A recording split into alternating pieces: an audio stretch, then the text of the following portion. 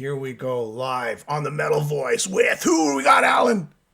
Todd, LaTorre himself, back for another greatest show here with us as we tackle the top 10 from 1986. But wait, Simera Milame meto Todd LaTorre to Queensryche. Tita kaname Simera, Todd. Γεια σας. Σήμερα μιλάμε για τους 10 καλύτερους metal δίσκους του 1986. Bravo. Which means, Top hi 10. everyone. Hi everyone. Today we're going to talk about the top 10 albums from 1986, and it's going to be fun. Great and job. We got a killer list. He's got a great accent, Alan. I tell you, in Greek, he's got a Yeah, I great noticed. accent. He's got a great accent. Alan, I thought he was just going to throw in a tzatziki in there. Souvlaki, eh? Alan likes souvlaki with a side of Malacca sauce. It's really No, good. no Malacca sauce. Only tzatziki. Do you know what yeah. My wife makes an amazing tzatziki sauce. It's like, dude, she bleeds olive oil. It's so There you go. All right. Before We'll we check in with begin- my Liversty. I just noticed has signed in. He's Greek. We'll see how he found your Greek Todd Look at when I this. check with First, him we're later. going to plug Oh, Todd's okay. album right here. Here it is. Listen, I got the promo. Alan got the promo. But you know what? I support metal. I support the artist. Me and Alan always go when we buy hard copies.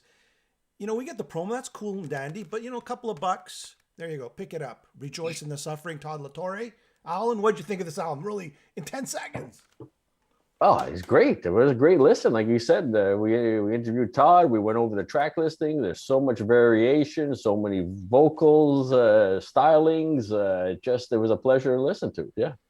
Thank you very much. Bravo, Todd. There's from someone in Greece there. Bravo, Todd. Efkaristopoli. Good job. I'm really So proud of you, Todd. You do great. 1986, guys. Let's go. There's some things I noticed when doing this list. We could do a top 20 list easily. Yeah. So, but there's some bands that were kind of, I guess, we're starting to lose the plot a bit, or they were listening to the record companies a little too much, at this time. Like, we had Turbo with Judas Priest. You had Triumph came out of their best-selling album ever in Thunder 7 with Sport of Kings, a big disappointment. Ozzy, that's the closest he ever, as he said himself, that's the closest he ever came to look like a drag queen with the Ultimate Sin. Fastway, two great albums, and then we're waiting for the Roar. There's nothing but keyboards on it, and Saxon too, with Rockin' Nations. Really starting to focus a little more on the commercial aspect, if we can say. And then we got the thrash, right? The thrash is really coming prevalent. And are we going to notice that today in our list? Well, you're going to wait and see. The rise of thrash and the rise of hair. That's what's going on here. The rise of thrash. And when we're talking about the rise of thrash, we're talking about the real meat and the potatoes. They've done their first two albums, these thrashing bands, and now they're really getting into the groove. Todd, what do you think? Yeah, I mean, when I looked at this list, it's like every one of these albums is like they're on top of their game. I mean, these are monumental albums. Of all the 10 that we have, they're monumental. These are the coveted albums. I mean, there's still great ones among those bands, but damn, the list is like it's an amazing list. And you can definitely hear that individuality among each band. Yes, that's And well put. Today, I don't hear quite that separation. Stylistically, sonically, all these records stand on their own as the best in what they do, in my opinion. Very well said. But first, a word from our sponsor, the Metal Voice shirt.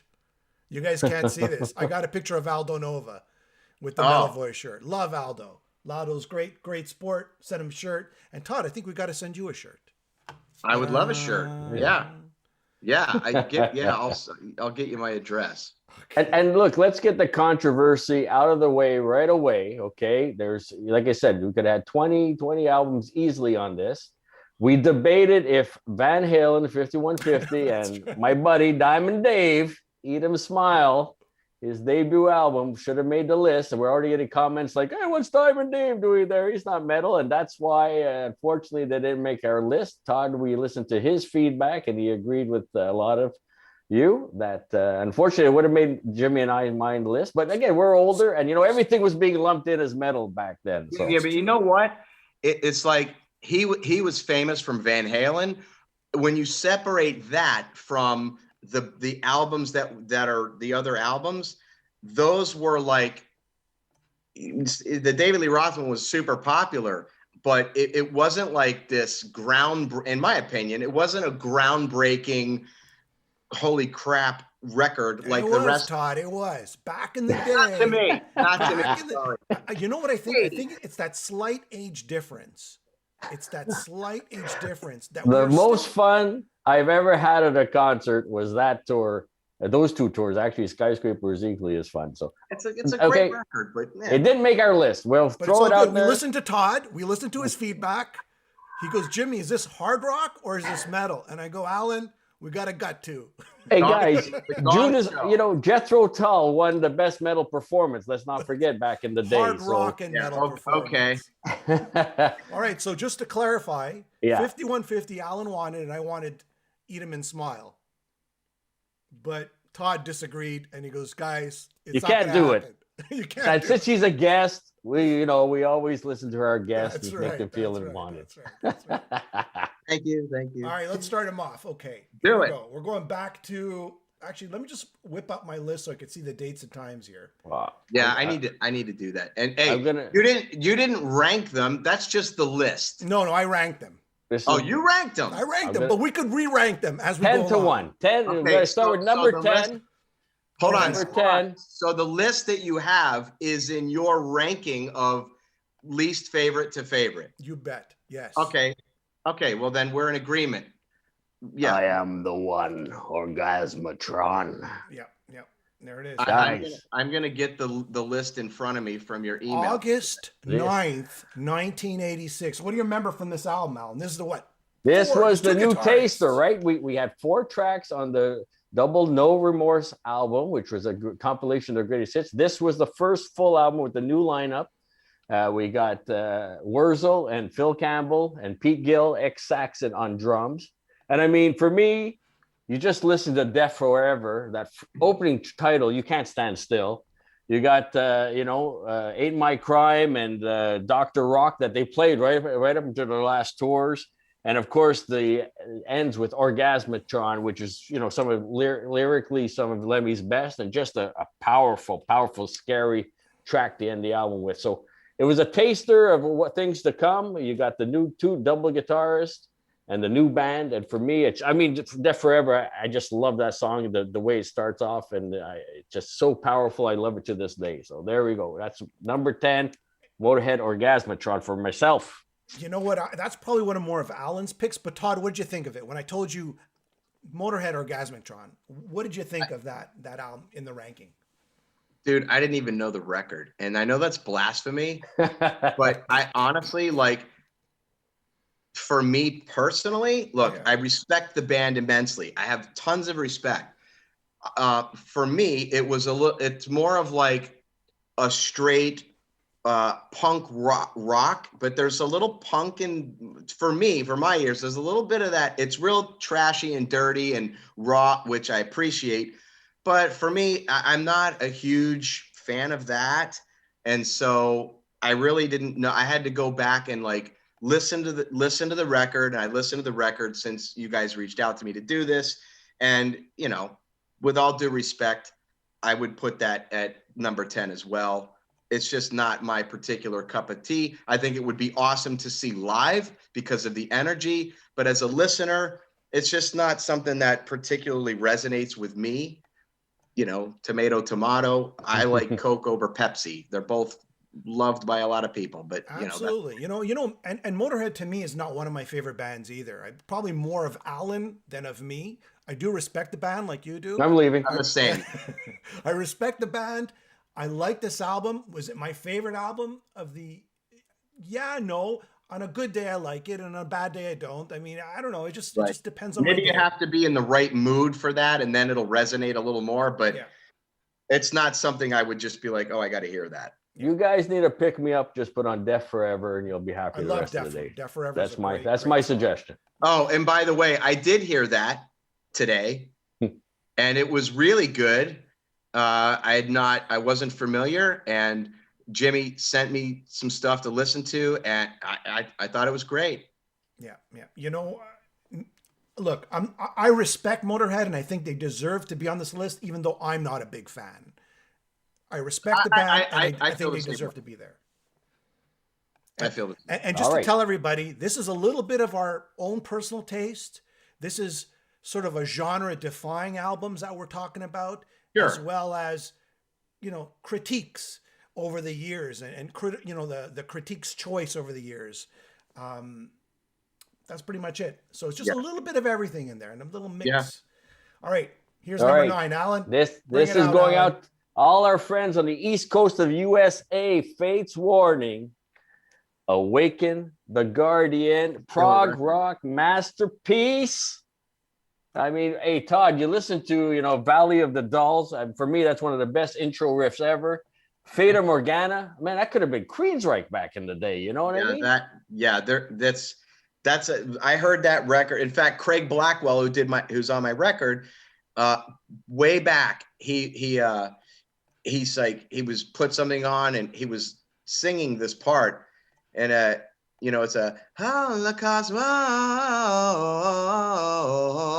I want to know what speaks within. And he's doing this thing, and John Arch is known for those minor notes, those interesting modulations. In fact, when we work with Queensryche with Zeus, I'll do some things and he'll go, that's a little bit Archy. Yeah. And I'm friends with John Arch. And I said, dude, we actually have a term for you, for your style. No, sounds like John Arch.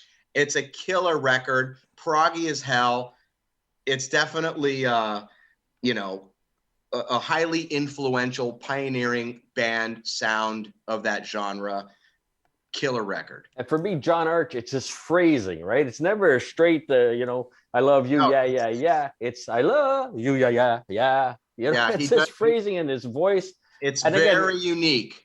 One of the last ones with John Arch for many years, and what a way to go out. I mean, you know, Ray Alder's got a great voice, fantastic voice, but it became a little bit less unique, let's say, than with having John Arch on the vocals. So, and Exodus, what a way to finish the album. What a great song, and a beautiful album cover too. So there we go, coming in at number 9. Jean-Maurice Archambault, John Arch. That's his full name. I think he's got a little bit of a Quebec background there, Alan. A little bit of Quebec. The hotbed of rock and roll, Connecticut. Yeah. Well, I mean, his family originated from around here. All right, here we go. Guys, ready for number 8? Alan, do you have the album there or not? Yeah, of course. Okay, all right. Here we go. This one goes out to my good buddy Stiff Rod. He introduced me to this band back in the day. Tesla's Mechanical Resonance. You talking about a debut album. Dude, that record is so good. You got everything on here, you know, Coming At You Live, Getting Better, you know, Modern Day Cowboy Changes, Little Susie, but you got deep tracks like We're No Good Together. You know, Before My Eyes. What a beautiful song, man. That record is amazing. Yeah. You know, for again, debut album, and they got lumped in with the hair metal. I don't think they're not at all. They're more like the Black Crowes, kind of that bluesy kind of Faces kind of feel to them. But I mean, are they heavy metal, Alan? I mean, that was always the borderline there, right? Well, it made my list. So you know what? I'm gonna say yes. That record, it's not heavy metal. Look, Coming At You Live is probably the heaviest song on the record, and that's in that kind of driving sense. But dude, when you listen to like Changes, and there's so much emotion and dynamics in that record. Yeah. It's one of my all-time favorite records. Even if it's not metal, Tesla's not a metal band. Okay, they're a melodic hard rock band. I think that deserves the exception to be on the list, because that record is timeless and it's amazing. One of my all-time favorites. And you know the guys too, right? I mean, I've interviewed Brian Wheat, Frank Hannon. I mean, they're all great guys. Just fun-loving, great guys, you know. Troy Laquetta joining from the Eric Martin band, right? He was in the Eric Martin band before joining Tesla, the last piece of the puzzle. Yeah. Hey, I got a funny story real quick. Go ahead. In the song Changes, there's a lick that goes, gat. changes, right? There's a drum fill that happens in this break. And I wasn't quite sure how to play. It sounds easy. We were playing Sweden Rock and Tesla was playing and their dressing room was kind of near ours. And Troy comes over and we're BSing. And I was like, dude, how do you do, what's the fill you're doing here? It sounds like it just sounds like a little thing. And he's like, oh, he goes, that's trickier than you would think. It's not this. So he's going through this whole explanation, right? And we're breaking it down. I'm learning it. I was like, can I cuss on here? Yeah. Go right ahead. I was like, fuck yes. One of my all-time favorite drummers just taught me a fill that I never really played quite right. And then we're walking to the stage and I got my in-ear. We're all walking and he runs back. He goes, Todd. I go, what? He goes, dude, I was thinking about the fill and I showed it to you wrong. I'm like, dude, don't do that to me. And so like later down the road, he showed it to me, but he was a huge influence on my drumming because his pocket and groove is so solid and his fills were tasty and he just plays for the sake of the music. And he's such a great drummer and such a cool guy. It was a real treat to years later, to have a little private drum lesson and a powwow with him. They're all really great guys. And that I have no biases to the album because I know them now and they're friends, but that record is phenomenal. So Tick, we approve it for the top 10 metal albums. Absolutely. Of 1986. It made the cut. Here's one near and dear to me. All right. What are we at? Number 7. Let me bring it up here. Don't start that, Jimmy. Sometimes I lose track, just so you know. You always lose track. Okay, number 7. Here. I'm doing everything. It's all magic. This is Jim's pick. Let him have it. All right. This is Metal Church, The Dark. This is their second release, October 6, 1986. The themes, dark themes, assassination, death, struggle, ritual, supernatural. The production is...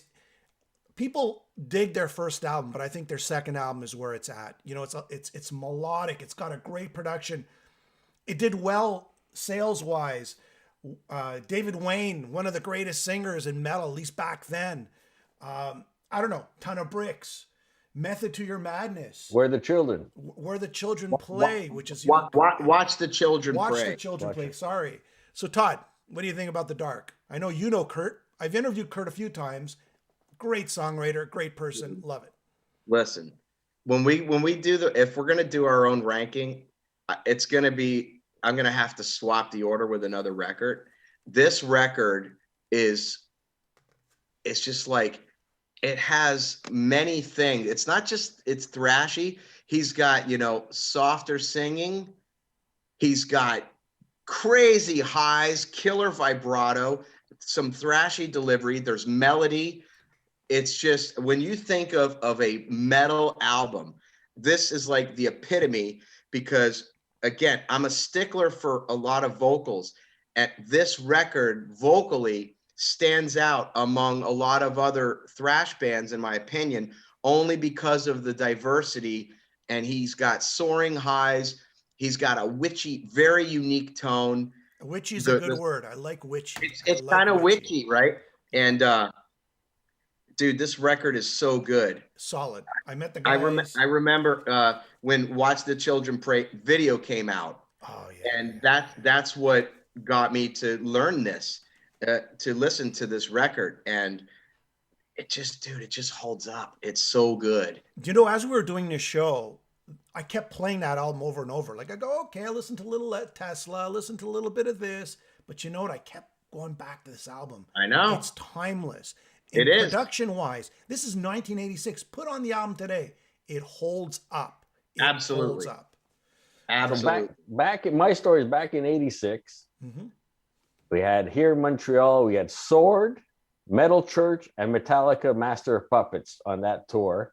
And I begrudgingly went and listened to this album because honestly, ever since this lead singer threw his beer into the crowd and landed all over me, I refuse to listen to any more of their albums, okay? But it is a much more mature album compared to their first. And just that opening song, that first riff was it had me hooked throughout. So Yeah. I mean, Start the Fire. Start the Well, Fire. Ton of Bricks. It's Ton of Bricks. It's just like right there. Oh, Start the It's Fire. like, It's just yeah. what a great album. I can't say enough. If I was going to re-rank this, it would be definitely higher, but it's okay.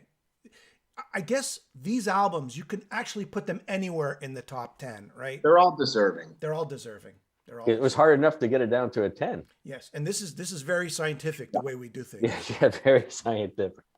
Oh, now we come to the Here we big go. Here we controversy. go. Oh, here we go. Here we go. All right, What's you ready, this? Alan? At the same time. 1, 2, 3. Here we go. To hell with the devil, Striper. To hell with the devil. Hair metal in all its glory. And again, a lot of songs on this, they still play in their sets today. It's probably the album that they play the most songs off of, with the hell with the devil, Calling on You, Free. Honestly, I mean, this was a huge album. A lot of the people, fans of Striper, will say this is their best. I spoke to Michael Sweet, and him and I have a soft spot for Soldiers Under Command. But honestly, that's a wedding song throughout the rest of the 80s right there. So It's true. Jim and I took a little bit of a hit putting Soldiers Under Command as the best album of that year. So we'll probably take another hit for including this album on this list today. I think this is like the best selling at the time metal Christian album. I think it hit like 1 million copies. That is part of the mix. I mean, if you could sell 1 million copies of a Christian band, there's got to be it's a complete package. It's the songs, it's the image, of course, it's distribution and management, all that. But at the end of the day, it is the songs. So I think the songs hold up even to today. Todd, Dude, listen, they have such from an atheist to a Christian, what do you think? yeah. I mean, listen, I'm very outspoken about my viewpoints, but you know what? When I see Striper play or I listen to the records, I can sing all those Christian lyrics and I don't care. I just love the songs, but their harmony guitar soloing, Yes, the vocals, the drums were written perfectly for it. The Mesa Boogie. That's what got me hooked on Mesa Boogie. And my record, the new record, is Mesa Boogie. And I texted Michael, I thought you might dig the Mesa Boogie crunch, that like More Than a Man, The Way, these songs are just like, and when I played in the band Blackwell back in high school, we covered Free, we covered, different record, Writings on the Wall. We played stuff from Yellow and Black Attack, which is, Loving You. Yeah. Love that record. This is a phenomenal record.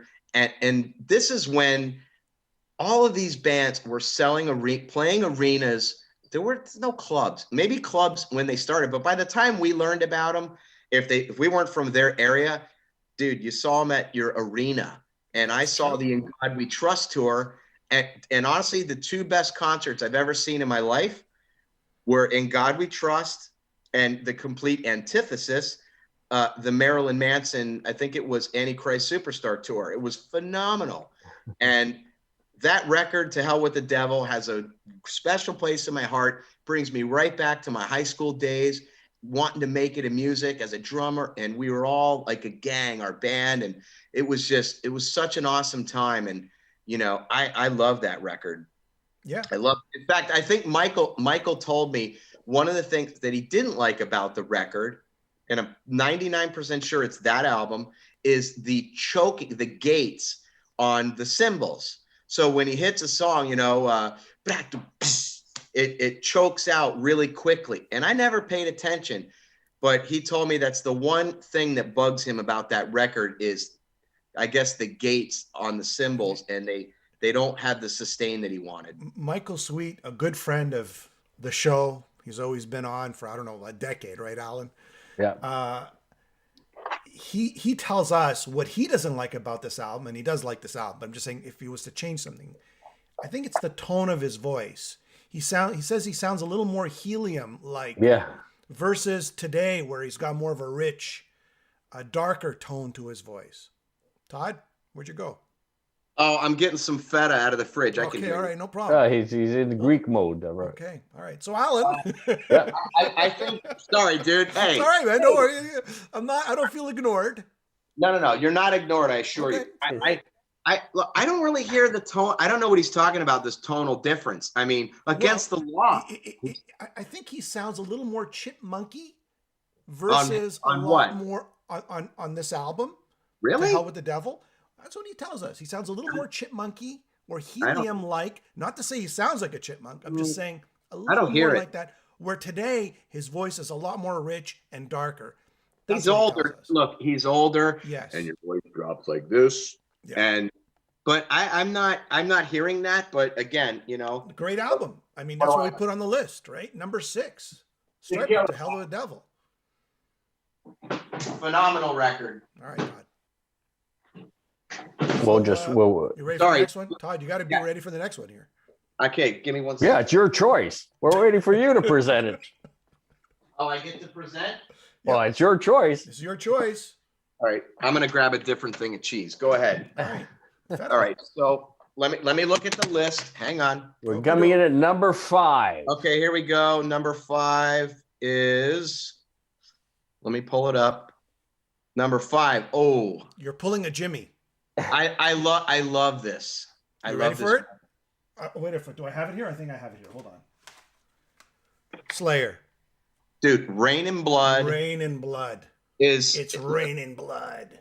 It's that record, the first time I heard it, it was just like so extreme sounding. It wasn't a groove kind of record like Master of Puppets had a lot of groove, Megadeth had groove. This was just balls to the wall, what I would consider very extreme drumming, especially for that time. If you could, as a drummer, it's like, okay, can I play the double bass to Rain and Blood? And you're just like, you're dying. And the record is a short, what's the playtime on that, guys? Oh, it's 36 minutes or something like that. Yeah, it's a short playtime, but it's just like, when it ends, piece by piece. It's just like, I don't know how Tom Araya can play bass and sing that stuff, because it's so just fast phrasing and playing. And I mean, that's just look, usually if you see a Slayer shirt, a lot of times it's that record cover. That's the stuff that, I mean, I love Seasons of the Abyss and all their records. But when I've seen them live a couple times, when they go back to the old school stuff and you hear, it's like, yeah, it just gets me going. I used to go into the pit at their shows when I would see them and just be like, oh man, it's just so energizing. So this album, they came into their own, if you ask me. They just came into their own. I just think it's a perfect album. Genre defining too. The Slayer fans that came after this album, they were hardcore. That's the album that got me, turned into a Slayer fan. I love that record. And so I'm glad to look at this and this album cover, right? Yeah, it's dark. Kind of frightening, for a 15-year-old or a 12-year-old, back then. It's like, should I open it up? Yeah, that's it, Todd. According to your bio, you were 12 in 86, and you had some aggression happening, man, if you're in the pit at Slayer concerts. Well, you must have weighed, 80 pounds, 90 pounds? 85. Right. Your right thigh. All right. But you know what? Hey, we had a local station called V32. Mm-hmm. And they would play. That's where I learned about Testament, the New Order record, Overkill, Taking Over, In Union We Stand, all that stuff. So yeah, I wasn't on that scene in 86, but the records of 86 became very loved by me in my early to mid-teens. So I was late to the game when those popped off, but it didn't, that's the stuff that hooked me to what I still listen to today. I still listen to that stuff today. Yeah, There you go. yeah, I agree with you, man. It's timeless. So, what does everybody think of the list so far as we move Well, we're getting into? all kinds of everything, Jim. Oh Right? yeah, yeah, Everybody yeah. from Well, again, half show plug. Shameless plug. Rejoice in the suffering. Here it is. Pick it up. You can buy it on Amazon all around the world. You go to Yep. Rat Pack Records, pick it up. You can Great buy it on album. my website. You could buy it on his website. And Yep. what else do you want to say about this album as we go through our mid sponsor? It's the mid sponsor Me? right here. Yeah, just 10 seconds. Okay, 10 seconds. I think that it has songs that encompasses elements of stuff that we're talking about Good. that I Yeah. don't hear in metal anymore. And it was going back to our roots. And maybe that's why this is being well received, because people identify with some of those things, that you just don't hear anymore. All right. That's it. There's the plug. And John is saying, Yasu guys, great list so far. So, John, nice to know that some Greeks are watching. That's great. Yeah. As you know, Todd's wife, she's from Greece, right? Yeah. Nah. So he's part of the I'm tribe. learning. He's part of the tribe. I'm learning. And Alan, because he lives close to me, he's part of the tribe, so it all works. It's all works. Yeah. Yep. All right, here we go. hella, eh? Here we go. Now this All one's right. a little more close to home for Todd, right? And actually, I have my album, but it's all the way down there, and I don't want to go get it because I got my headphone. There, Alan's got it. There we go. You know what? I'm going to sound like a total shitbag. I got to pull the track listing up on that record. Oh my God, Todd. I know. Hey, What would happen in the concert? I have to say, Jimmy pushed hard for this to be this high. Yes. I was very superficial back in the day, and I think just these back photographs turned me off, although there's some great songs on this album. Coming from The Warning, I was expecting something much more different, but hey, that's what Queensryche's always about, changing it up, right? I remember reading about before this album came out, like Warning came out, and they were talking about the musical stylings of the next album and how they're using. It was an analog record. It wasn't a digital record. Mindcrime, I think, was a digital record. Todd, you can correct me if I'm wrong or right there. I'm not sure. But from what I remember, this was an analog record, even though there was digital samples used for the record. I'm sure. You know what? I know that it is, and here's why. I'm going to get shot if I'm wrong, but I know that. Michael, I know that they had those recordings digitized. Yes. So they had the masters that were tapes, that were tape. Lucky enough to see them open for Ozzy Osbourne on the Ultimate Sin Tour here in Montreal, Queensryche. Yeah. First thing I noticed was when Jeff started singing, it wasn't as powerful. I don't know if Ozzy actually lowered his mic because he kind of would have blew him away. I don't know what was happening there when I saw that show. I did see, so this is pre-triggering, all the computer triggering and all that stuff. So they had to put a lot of samples, and it just kind of seemed a little messy on stage, playing the sound effects of Rage for Order. But probably one of my favorite Queensryche albums of all time. Not to say of the Jeff Tate era, not the Todd LaTorre era. It's all good. Alan, what do you have to say? Again, Walk in the Shadows, I Dream in Infrared are the two strongest tracks for me. And again, it was not one that I latched on back in the day. So I can appreciate a little bit more now. I still struggle with the second side. But hey, man, the home run came up on the next album, right? That was the grand slam. To me, this was my home run, like Screaming in Digital, Chemical Youth, New Regal, I Dream in Infrared, The London? Killing Words. I'm sorry? Noye Regal and Noye London. Regal, New Regal. Yeah, no, I mean, I hope to write a chorus as good as London or the proggy nature. I didn't like Want to Get Close to You. I didn't like that, but everything else on this record, and I know that the guys will say, like Eddie and Michael will say their favorite Queensryche record, if they have to pick one, is Rage. And that's when they, again, from the two guys that have told me, they feel that was the record that really kind of where they felt like they had their sound, Yeah, I agree. The vocals were phenomenal. It's proggy. If you listen to the timing when we do Screaming in Digital, and I had to learn, you know, ba-dum, bum, ba-da-dum, bum, ba, I. And you would think it's like, I am the beat of your pulse. It doesn't work that way. The phrasing is not in that time. And so it took a lot of just beating it into my brain to get the phrasing perfectly for those verses. I mean, it's obviously a very coveted album. Queensryche is a pioneering band of progressive metal. It's certainly that and The Warning. The Warning's my favorite, but I mean, every song on this record, with the exception of Gonna Get Close to You, I never liked it, I think is just killer. No, there was a cover song, right, by Del Bello, Yeah. Lisa Del Bello. So maybe. Yeah, it was a cover song.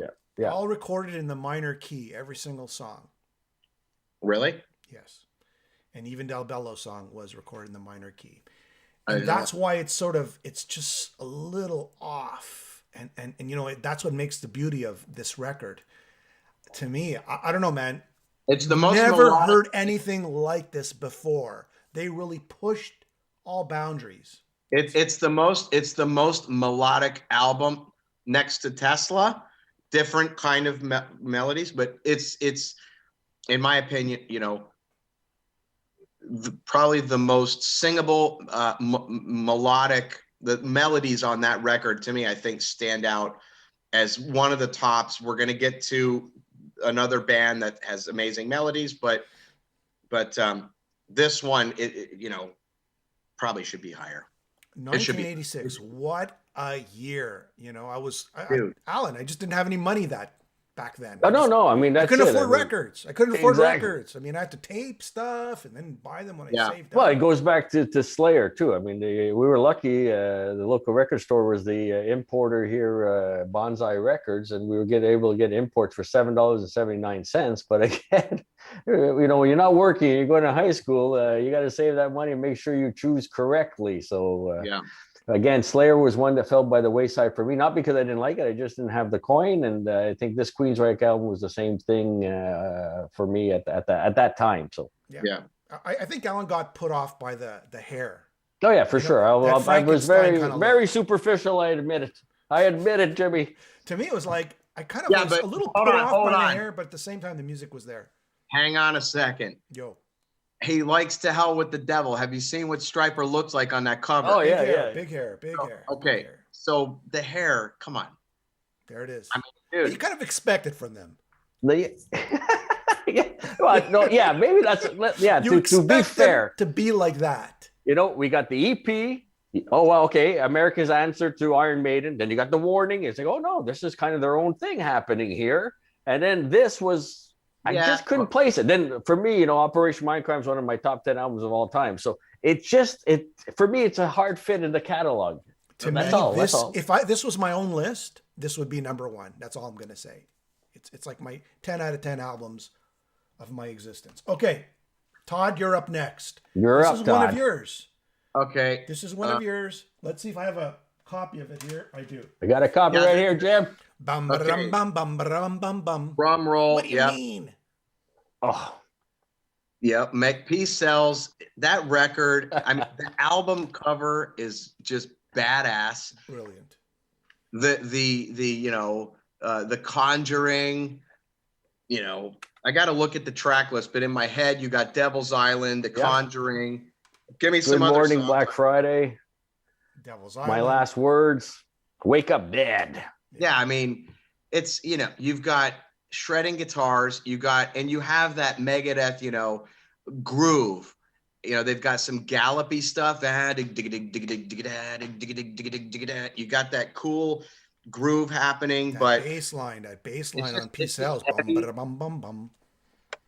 that's a killer record. And I mean, you hear that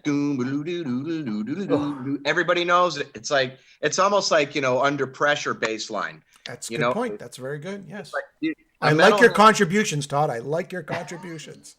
Thank you. You know, but when you go to like a show and, you know, they're playing like house music while people are coming in and they're like waiting for the gig, and you hear that, it's like, you know, God, what do you mean I don't believe in God? Oh. Gotta, you know, talk to him every day. You know, it's like Yes. people, If there's a new way, people in the arena will say that. They'll chant that shit. It's like song, Back in Black. Yeah. You know, there's these songs that just work and the masses love it. And you know what? So many of those lyrics still hold up today. Yeah.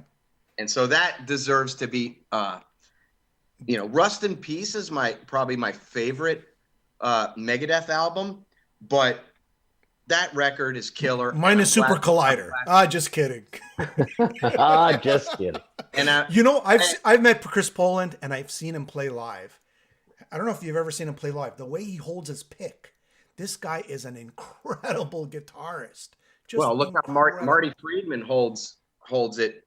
You know, his wrist is curled. He plays this way. It's a very unorthodox looking way that he. Yes. But anyway, kicks it, man. He kicks it, and Yars Anderson as well. I'm glad it made the list. Oh, it's a great for myself. You know, that's just that whole, like you said, baseline of Peace Sells. I was one of those guys that said, okay, Megadeth, their first album, we had, it's my business, killing is my business is good. And all right, okay, and then Metallica was getting stronger and stronger, and they came a little later in the day. But man, I put me in the camp that thinks Megadeth has churned out much more significant albums than Metallica ever since. So I think so too. But so I came late to the game when it came to Megadeth, but I'm glad I did. And again, it's like you said, what do you mean I'm not kind? I'm just not your kind. It's so good. That we had basement parties with the booze flowing and the cases of beer, and everybody would stop when this song came on. Yeah. And it was like you said, right? It's like everybody. It doesn't matter if you were a Barry Manilow fan, you were singing along to that song. It was and the video was fantastic. And like you said, I'll be the first in line, but it better work this time. And those are lyrics that are true to this day. I love the. What do you mean? I didn't know you had any feelings. Yeah. What's the line where he says, I go to court when I have to? That's right. What do you? Yeah. So good. It's rebellious. It's like, fuck you, man. Yeah. What do you mean I can't be the president of the United States? Still we, the people, right? You gotta love his snarl. Yeah. Strange enough, okay, David Ellefson, me and Alan have interviewed him a few times. Great guy, wonderful person, great musician. And then I had the privilege, I'm not sure if you were on that one, with Dave Mustaine. And I talked to Dave, and I got to tell you, that was probably one of the nicest conversations I've ever had. The guy is so cool and he's so smart. I guess, I don't have to deal with him in business, so I guess I don't know that aspect. But I just had such a pleasant, intelligent conversation with him. That's what I want to say. You're talking about with Mustaine? Dave Mustaine, yeah. Yeah. I mean, look, I think he's a smart guy, and he puts a lot of thought into his lyrics. I mean, if you listen to what's the song? Holy Wars. Those again. It still makes sense. It's still applicable today. And the guy seems very aware of global events, things that are happening, and he writes about it, and he does it in a very clever way. And yeah, maybe that's another reason why I like them, is I like the message, and I like that toughness about it. It's like, I agree with you. And I agree with Alan and you saying that they probably have they have a better catalog overall than Metallica, where Metallica seemed to sort of peak quickly and then sort of die off, where there's two records still going. There's two records that I like from Metallica, and the Black Album would be the third, because I think there's great music on that record. Oh, absolutely. Okay, but those aren't my two favorites. Not that we have to compare the two bands endlessly, right? But no. I mean, they were there in '86, and this is what they're part of. So don't use my songs. Dave Mustaine's famous. Don't use my stuff. Don't use my songs right before they ship them off. All right, Dave, we won't. Top two here. We got a lot of people guessing, and they were guessing correctly. I got the album for this one. Oh, this is so good. What an album cover. What an album cover! Saw the tour.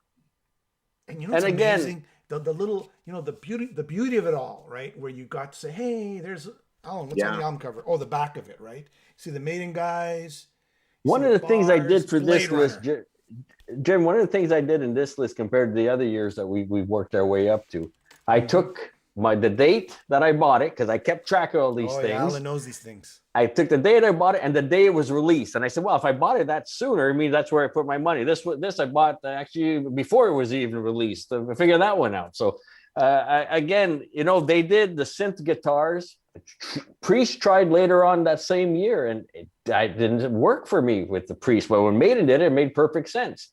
Again, just some strong songs, and everybody. Maiden was, coming off their biggest tour ever.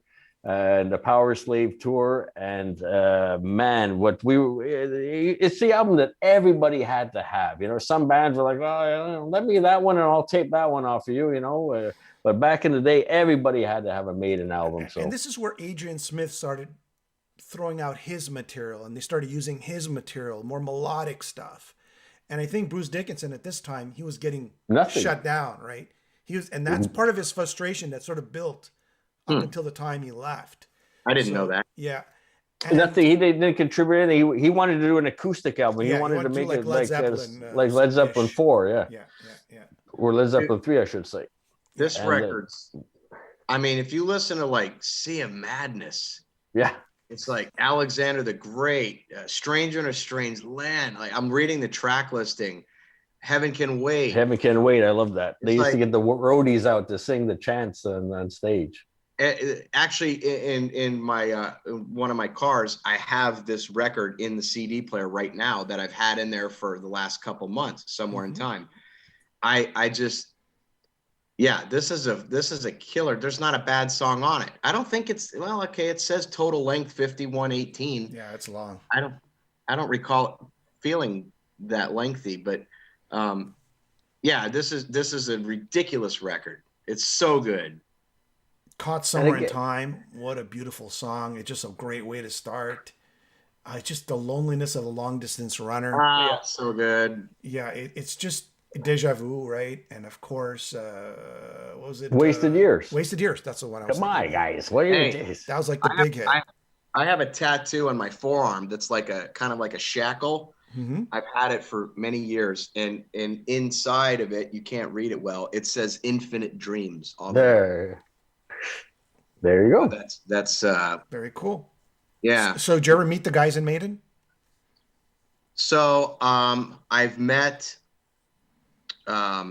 Steve Harris on one of the cruises that we did, and I went in the back, and he and I had about a 15 or 20-minute conversation. It was super cool. And then when we toured with the Scorpions, we've done a couple with them.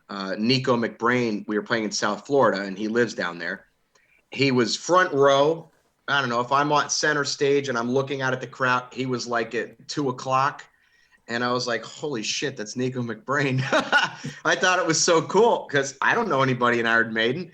And after he came up to me and he said, "Hey, wow, your voice is great, and I really enjoyed the show." And then he saw Michael, and hey, Michael, because they know each other, and then he actually gave me his cell phone number and said, because I told him I'm in Florida too. He said, the next time you're down this way, call me. We'll go to the restaurant, because he owns a ribs barbecue joint down there. Yeah, I'd love to go there. And then he says, call me. We'll go to dinner at the restaurant, then we could go back to my house and play snooker. Play snooker, mate. And I was like, that's all right. cool, man. What are the wages? If I win, we get to tour with you. Hey, but Todd, a quick question, Todd. Would you rather sing with Maiden or play drums with Maiden? Oh boy! If you had the chance, sing. Wow. Because here's why. I think I could pull the singing off better than I could do the drums. And here's the thing.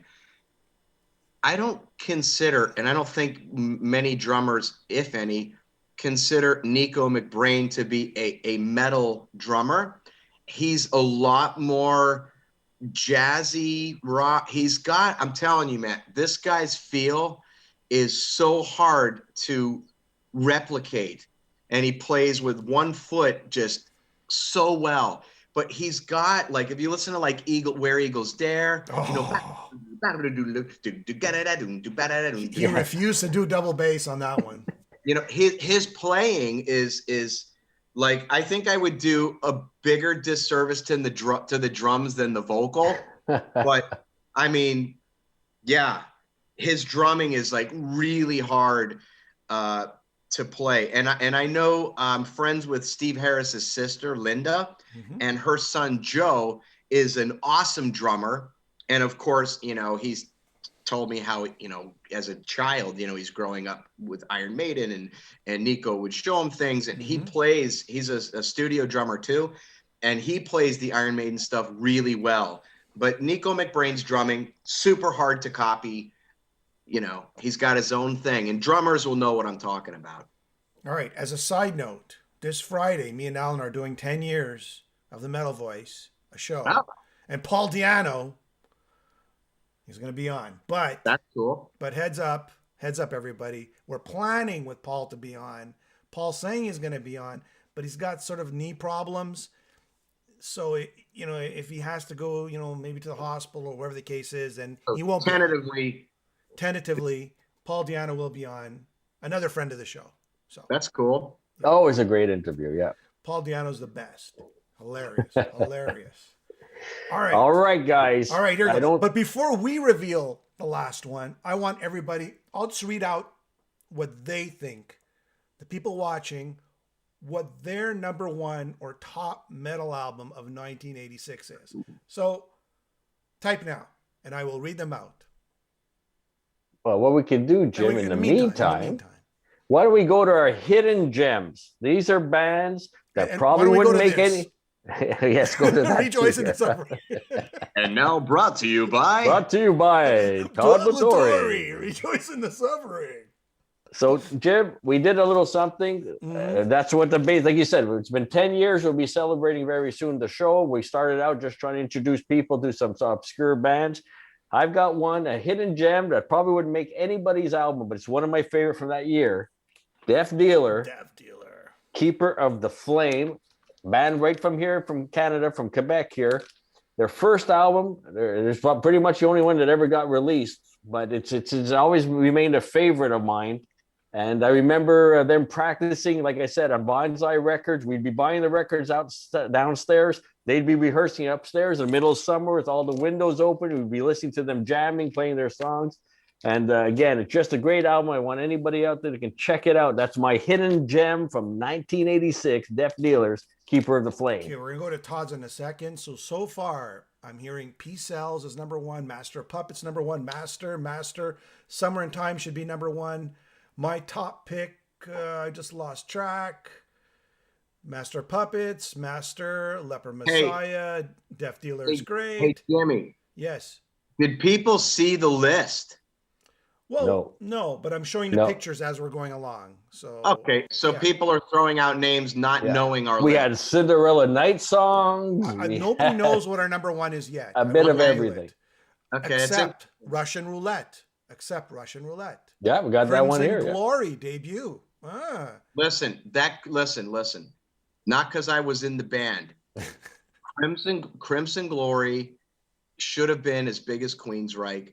Crimson Glory, no singer on this planet, in my opinion, evoked emotion like Midnight, the original vocalist for Crimson Glory. That guy would make the hairs on your arms stand up if you listen.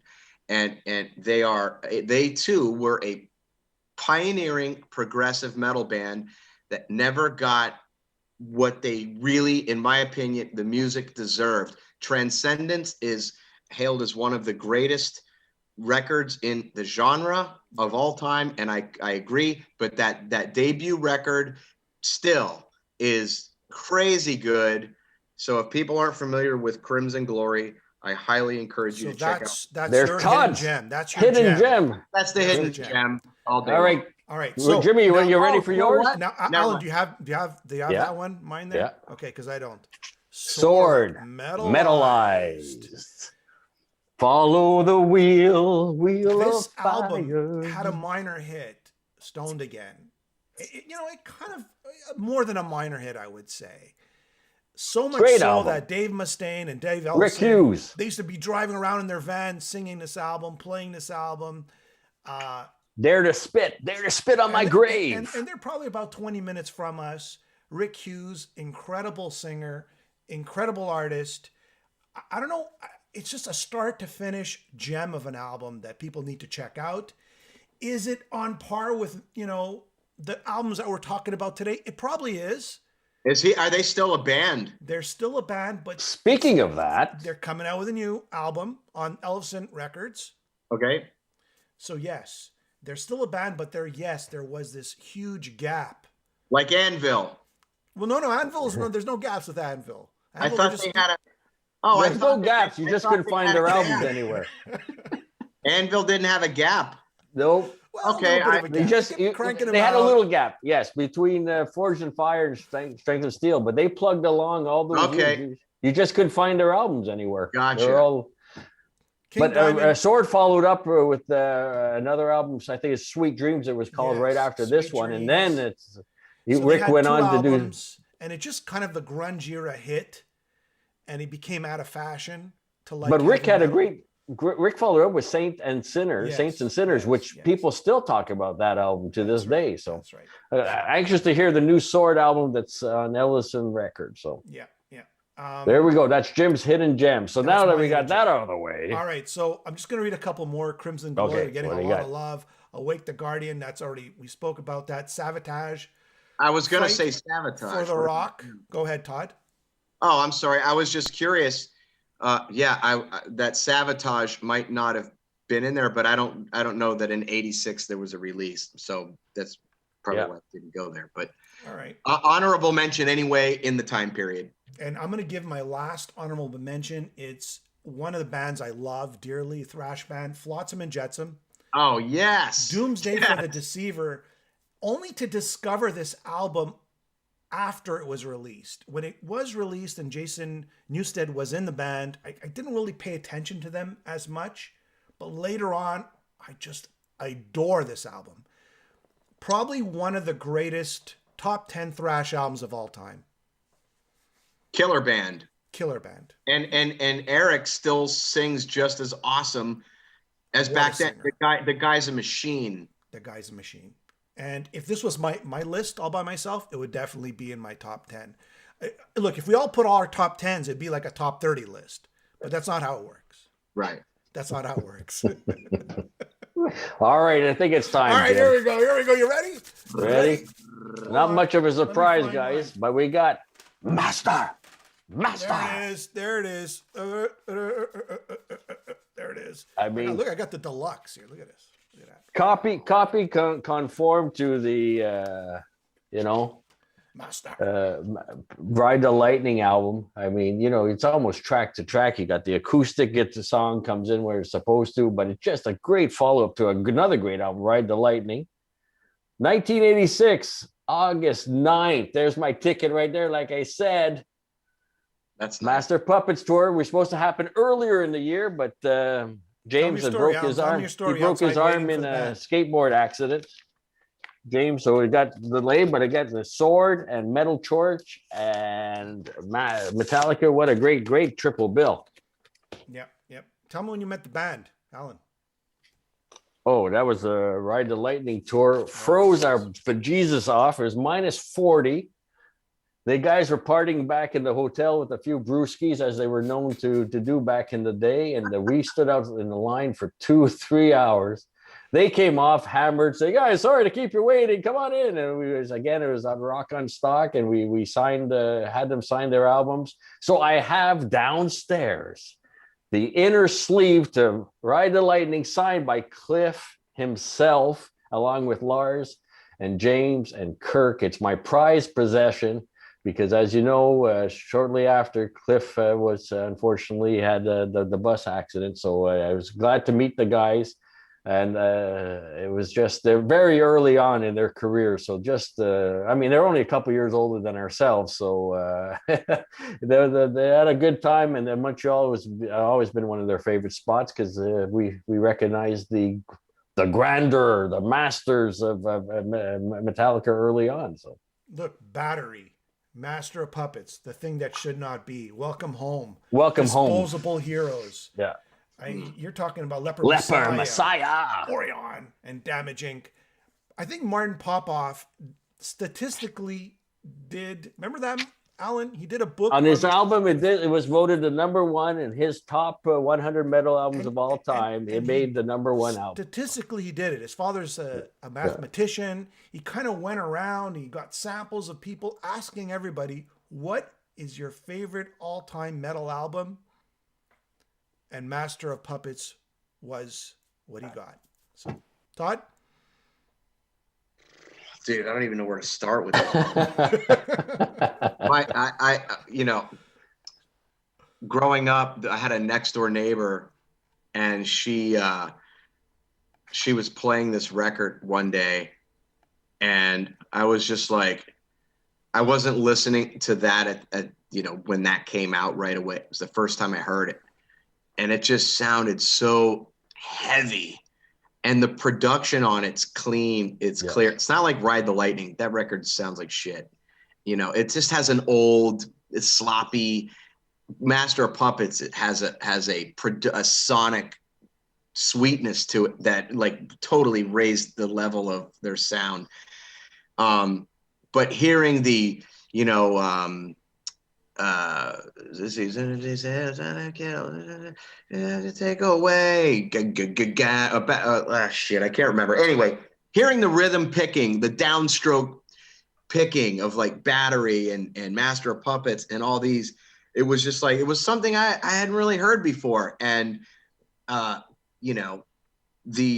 album cover, I remember that album cover was so sinister and fucking dark, and it was like, but it had like in a twisted way, it was like soothing for me to look at. It wasn't fire and all this like thing. It was just very somber and very impacting. That album cover is killer. And anyway, I saw the Monsters of Rock tour.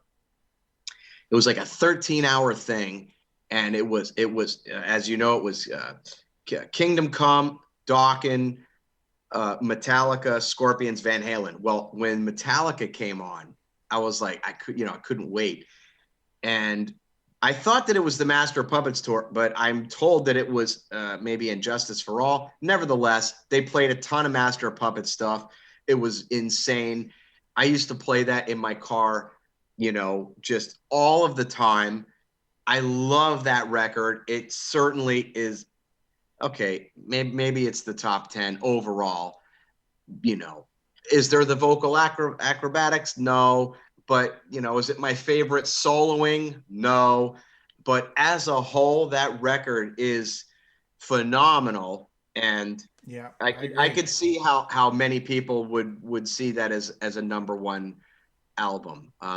It still holds up today. And I think that record put that band like on the map. Never mind Injustice for All and the Black Record where the commercial success happened, but it like just bona fide. We're still underground. Yeah. Bingo. Yeah, I think that's what it is. They're the biggest underground band in the world, and exactly. It just blows my mind that these guys play to stadiums, and the music, with the exception of the Black album, really isn't mainstream, right? It's whiplash, and everybody's going crazy. The whole stadium, it's just. And you know what?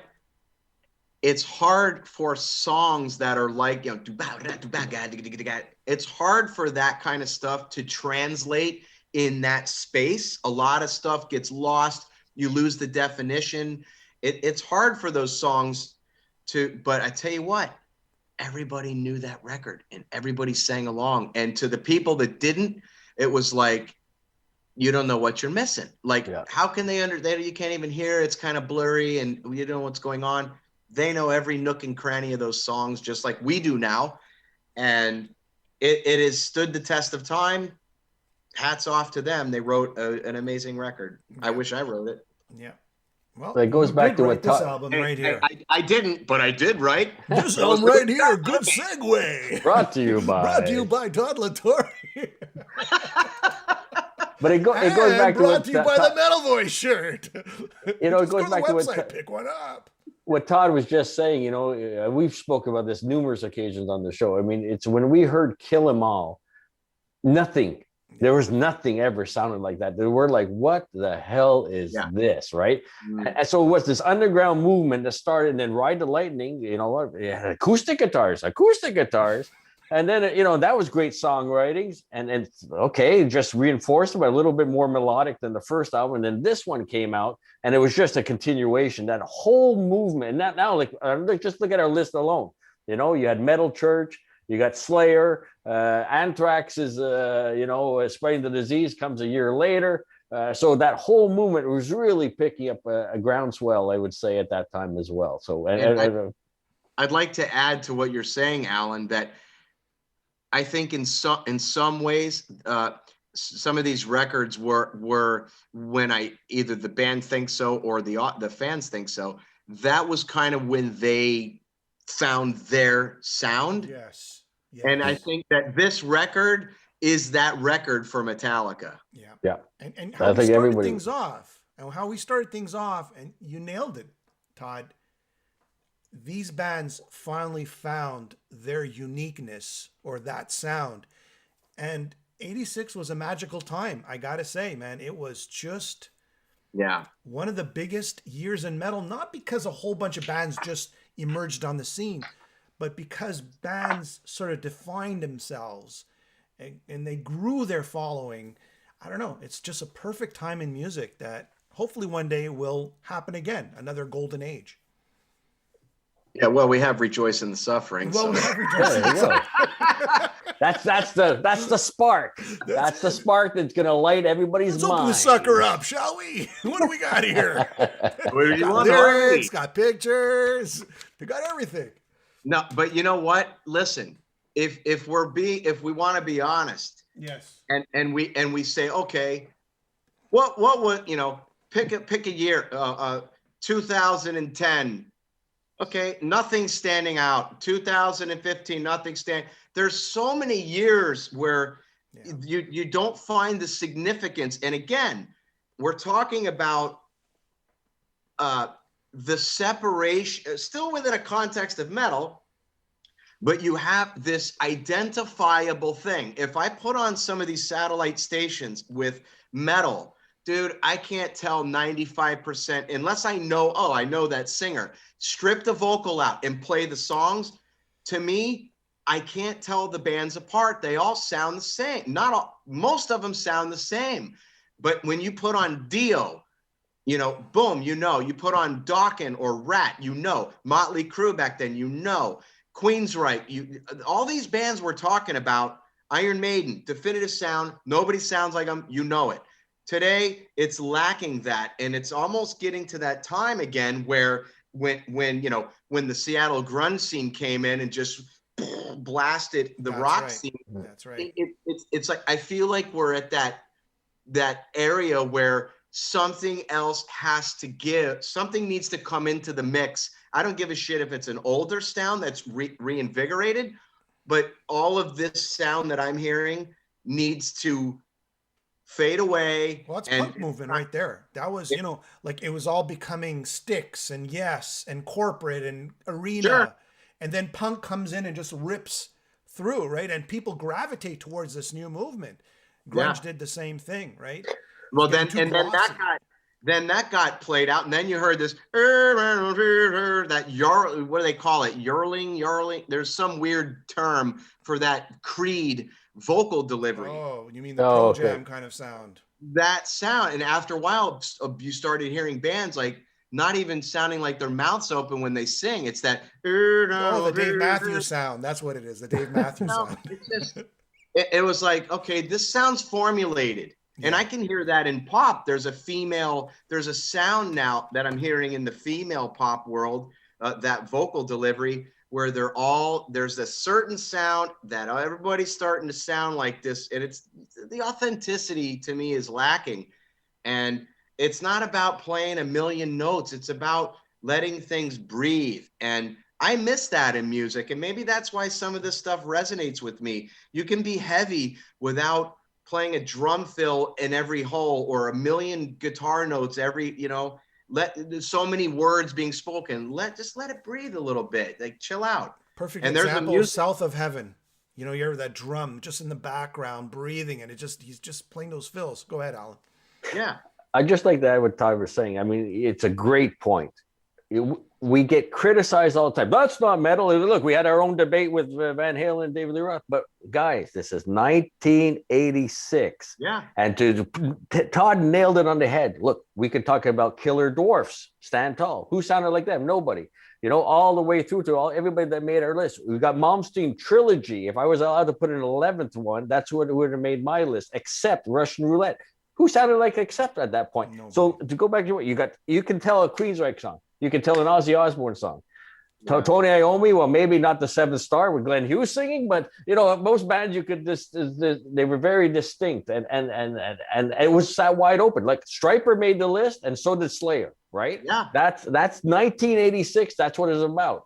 It's a good list, guys. It's a good list. I think all this sort of tension and argument, well, healthy arguments or debates.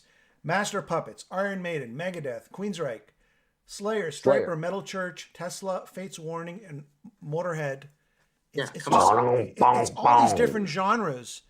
And and it's, what a great year. That's all I can say. It's a great list. It's a decade that I'm never leaving. So my sister will say, God, you're so stuck in the 80s. I'm like, and I'm never leaving. Todd, I wanted to show you this before we go. This is The Verdict. I bought this in Canada. You see this? Oh, wow. I don't even have that. That's right. And you know what? When you open it up, it's got a second CD. Isn't this crazy? But this was like a limited edition. So there's a live acoustic. I don't even have it. Remember you said in Japan you had the...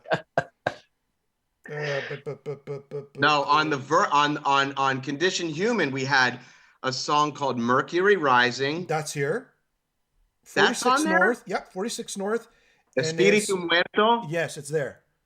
Dude, I don't even have that. And you know what's cool? You know what's really cool? I got my little magnet, my refrigerator magnet. It comes with it. Oh. I don't even have the box. I don't own the box set. Show them the condom. Opener. And the condom. The Verdict condom. Hey, no, that's a finger cuff. Okay. I just wanted to show you that because we were talking about that the other day. No, that's cool. I have all the recordings. Look at this. It's a nice little box set. I bought the day of. Look at that. That's beautiful. I have the master recordings, but I do not possess what you have. I don't own that. Yeah. Limited edition, and I'm one of the guys who have the limited. I love it. I think it's great. It's a great little. You gotta talk to your record company, Todd. Yeah. Did you buy that through Century Media? Nope, I bought that at Archambault. Yeah, it's a record store. It's a local record store. Yeah, that's a really nice looking box set. Yeah, and when the album came out, I saw it. Okay, $5-6 more for this box set with the live. You got some live tracks here too with those. Yeah. Those never before heard. You have a Dream and Infrared acoustic and that's Open a really Road acoustic. Good. Yeah, those were fun to do. Yeah, so everybody pick this up if you could still get it. And that's it. Cool. And that's it, guys. Great. Thank you, Todd. I had a great time, and we'll do it again anytime you want to get on here and rap. I would 1987. What's gonna happen next? Alan? You know what? Wait a second. Metallica, no bass. Oh, dude. Yeah, and Justice for All. Shit. You know what I'm gonna do? What? I'm gonna get online here, and I'm gonna go, top metal albums of 1987. I'm gonna start going through because now I'm curious what those other years in the latter part of the 80s. Things really got glossy. It's not an easy task. We've been doing this. We did 79. Now we're at 86. And man, one year we had to put 20 in, and this year too we got to put 20 in. It's the music. I mean, metal was that strong back. You know back So you in know during what this you period. do? Hold on. Here's what you got to do. Yeah. How many of these reviews have you done for the albums? 79 till now. So we've done, we've done 7 years. 7. Okay. So what you could do to cap off with Paul Diano, if he is on the show. No, Paul Diano's a different show altogether. It's All Our right. it's just our anniversary. anniversary show. That's all. Okay. Well, for future reference, you do a shootout of those top picks. So then you'll do a Master of Puppets against blah blah blah. Yeah. And you got to do a shootout now of the ultimate crowning album There you go. That's of a great- decade. Of a decade. Of a decade. Yeah, maybe the decade. Once we rip through this decade, I know what's going to happen in 94, 95, 96, 97, right? I don't know what's going to Listen, happen there. I can tell you that Pantera flew the flag, and I can tell you another band that came out that totally changed the game, and that's Korn. Because nobody was down tuning like Korn. The first record does not contain a guitar solo, if you could believe that, and you don't even miss it. That's a worthy record, dude. And that is one of those sounds we were talking about that breaks through and cuts through the BS. That's one of But them. what was Kiss doing in the 90s? That's what I want to know. What Revenge. was Kiss doing in the Revenge. 90s? It was Revenge, right? And Iced Earth. They were holding the flag too, right? This sort of like dark metal. I mean, you had Priest, but this is a new discussion. This is a completely different discussion, and we'll continue this discussion. With 1987, we'll get to that It year. gets glossy. It gets very glossy. Yeah. It gets very, We're starting very to separate the men from the boys. In That's when the 87, I ozone think. layer starts depleting Yeah. because of the hairspray. That's where the holes start. They go, why is the ozone layer depleting? All right. All Hey, right. everybody. fun. Thank you for having me. And hopefully you're not going to be having to deal with the snow for I don't know how long that's going to be lasting. Oh. I know that Jimmy, I'll keep it clean. Jimmy had to clean the snow 3 times today That's with right. I had to snow blow 3 times out. Then what's after that? What comes after that? He messaged me. I've had to snow blow my driveway 3 times. I go, wow, 3 blowjobs in a day, incredible. He could only wish, Todd. He can only wish. Now I'm going to go eat my feta cheese now. All right. All right, man. Thanks, Hey, Todd. have Do a it again. great night. And cheers to you. And thanks for having me. It's always fun. And we'll do it again. Yeah, great. Thank you for your input. Yeah, I Have had a a good lot one. of fun. Thanks, guys. Thanks for everybody for tuning in. We're Todd.